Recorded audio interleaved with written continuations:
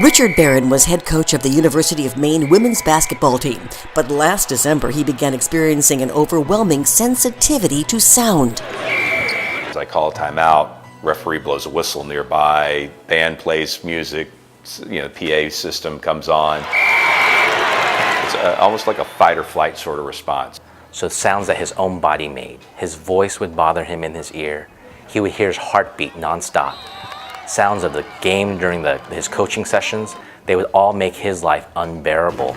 After dozens of doctors and scores of tests around the country, Richard was diagnosed with a rare condition called semicircular canal dehiscence. He has traveled across the country to UCLA for treatment. So the Sscd is a tiny hole. It's like the size of the tip of a ballpoint pen or a pinhead between the ear and the brain. That tiny hole. This tiny hole in the inner ear causing that seismic sea of sound is rare, but UCLA has become a leading center for diagnosis and repair. For the most part, we can dramatically improve a lot of those symptoms, so the strength of the surgery is getting rid of those internal sounds. We've had patients come from all over the world, so from Singapore, South Africa.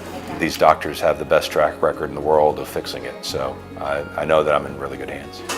UCLA performs about 100 of these Sscd surgeries every year, experience and expertise that has led to the development of a new minimally invasive technique. Using sophisticated navigational tools and a supercomputer, neurosurgeon Dr. Isaac Yang maps the defect and makes a small so-called keyhole opening the size of a dime for access.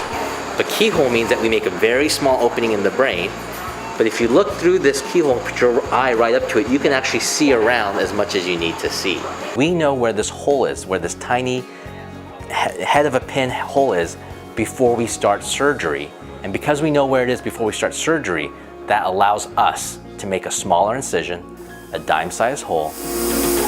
Using a high-powered microscope, ear surgeon Dr. Quentin Gopin takes over to patch the tiny hole and complete the delicate repair. It has a very characteristic look to it, so once you get down there from experience, you can usually tell where it is, but we use the image guidance to confirm that. And once we know we're in the right spot, we start to repair it. Using bone wax and bone chips, Dr. Gopin seals off the tiny hole.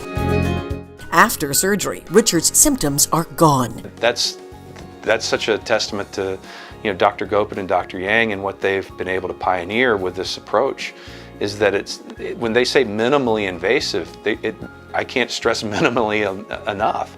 I don't hear my heartbeat, I don't hear my breath, I don't hear my eyelids move, I don't hear my bones creak. When I take steps, the world doesn't shake. Richard is now back home with family in Maine, where he continues to reclaim and enjoy his life.